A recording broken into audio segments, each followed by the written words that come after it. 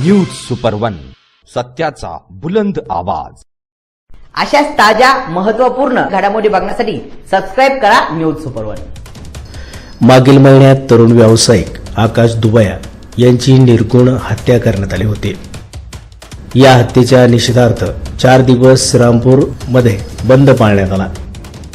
त्या हत्येला 1 महिना उलटूनही या हत्येत सहभागी असलेल्या गुंडांवर पोलिसांनी दिलेल्या आश्वासनानुसार मोकोका अंतर्गत कारवाई न झाल्याने ही कारवाई कधी होणार, गुंडांवर मोक्का कधी लागणार, आम्हाला न्याय कधी मिळणार, या सर्व मागण्यांसाठी दुबया कुटुंबियांच्या वतीने श्रीरामपूर शहरातील गांधी पुतळ्यासमोर बेमुदत धरणे आंदोलनास सुरुवात करण्यात आली आहे। या बेमुदत धरणे आंदोलनाला श्रीरामपूर शहरातील सर्व पक्षीयांच्या वतीने तसेच सकल हिंदू समाजाच्या वतीने पाठिंबा देण्यात आला आहे।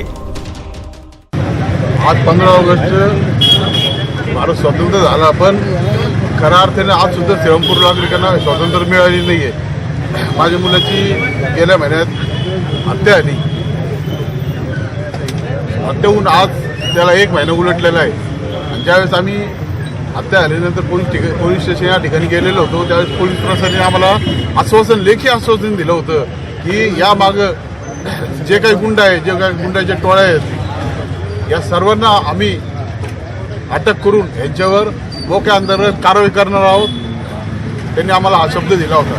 गेल्या 1 महिन्यात अजून कोणतेही गुंड ज्या या हत्येमागं आहेत ते अजून काय सापडलेले नाही आहेत, त्यांच्यावर अजून कोणतीही कारवाई झालेली नाही आहे। मग हे कधी कारवाई होणार, कधी या गुंडांना अटक होणार? त्यासाठी आम्ही या ठिकाणी आज धरणे आंदोलनाला बसलेलो आहे।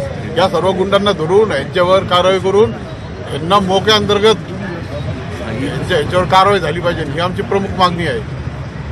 जोपर्यंत हे गुंड धरून यांच्यावर कारवाई होत नाही तोपर्यंत आम्ही धरणे आंदोलन चालू ठेवणार। तरुण व्यावसायिक आकाश दुबया यांची जी निर्घृण हत्या झाली त्याच्या निषेधार्थ भूतोना भविष्यातील एवढा मोठा रोष आणि संताप श्रीरामपुरातल्या नागरिकांनी 4 दिवस श्रीरामपूर बंद ठेवून व्यक्त केला। या ज्या गुंडांच्या टोळ्या या श्रीरामपूरमध्ये निर्माण झाल्यात त्यातून सर्वसामान्य नागरिक हा त्रस्त आहे। या श्रीरामपूरमध्ये गुंडगिरी, दहशत, अंमली पदार्थांचा वापर, या सगळ्या गोष्टी यांचा कायमस्वरूपी बंदोबस्त व्हावा आणि लोकांना निर्भय वातावरणात जगता यावं सर्वसामान्य माणसाला, ही श्रीरामपूरकरांची मागणी आहे। आणि हा खटला फास्ट ट्रॅकमध्ये चालवावा, विशेष सरकारी वकिलाची नियुक्ती यामध्ये व्हावी आणि ज्यांनी गुन्हा केला ते कोणत्या गटाशी, कोणत्या संघटनेशी निगडीत आहेत, टोळीशी, त्यांच्यापर्यंत हा तपास गेला पाहिजे, त्यांचे आका पकडले गेले पाहिजे, त्यांच्यावरती गुन्हा दाखल झाला पाहिजे। त्याशिवाय श्रीरामपुरातला सर्वसामान्य माणूस हा स्वातंत्र्य मिळाल्यानंतर जसं मुक्त वातावरणामध्ये जगायला पाहिजे तसं जगू शकत नाही। त्यामुळे या गुंडांचा बंदोबस्त करा, ही सर्वसामान्य नागरिकांची मागणी आहे। जिल्हा काँग्रेस कमिटीच्या वतीनं अध्यक्ष या नात्यानं मी या दुबयांच्या धरणे आंदोलनाला पाठिंबा देतो। आमदार राधाकृष्ण विखे पाटील, मित्रमंडळ अध्यक्ष मी मनोज नवले।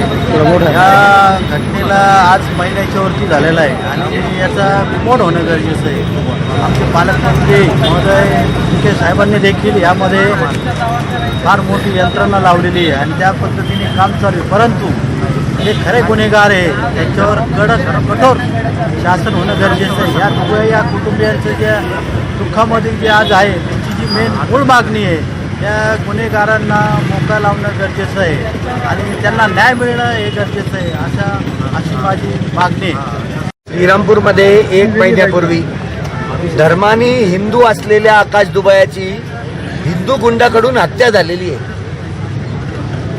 आणि या हत्येच्या निमित्ताने हिंदुत्वाच्या नावाखाली बेग गँगनी जे गुन्हेगारी साम्राज्य उभं केलं आणि जो त्यांच्या गुन्हेगारांनी, बेग गँगच्या टोळीनी जो गुन्हेगारीचा उच्चाद मांडला या श्रीरामपूर शहरामध्ये, याचं समूळ उच्चाटन व्हावं अशी त्यावेळेला मागणी होती।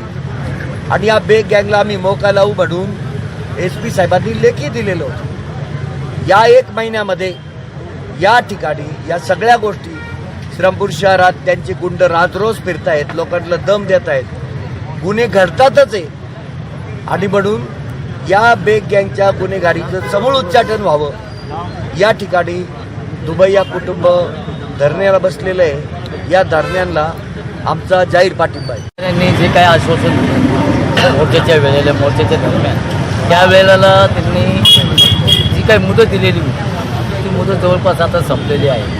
म्हणून श्रीरामपूर शहरामध्ये आणि परिसरातल्या सर्व नागरिकांनी ही मुदत संपलेली आहे.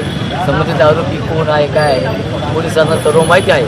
अशा असताना देखील पोलिसांनी कायदेशीर कारवाई करणं अपेक्षित होतं, ते केलेलं नाही आणि एखादा जीव गेलेला आहे. म्हणून ते या ठिकाणी उभया कुटुंब जे उपोषणाला बसलेलं आहे त्याला आमचा जाहीर पाठिंबा आहे. आणि जर वेळ प्रसंगी जर हा प्रश्न सुटला गेला नाही तर मी व माझ्या सर्व जेवढ्या संघटना आहे तेवढ्या सर्व संघटना आम्ही या आंदोलनामध्ये सहभागी होऊ आणि उग्र स्वरूपाचं आंदोलन हाती घेऊन व्यवस्थापनाला आम्ही कारवाई करण्याला भाग पडू असं आमचं या ठिकाणी आहे. यावेळी मोठ्या संख्येने विविध पक्षाचे कार्यकर्ते, पदाधिकारी, व्यापारी, सकल हिंदू समाज, नागरिक आदी मोठ्या संख्येने उपस्थित होते.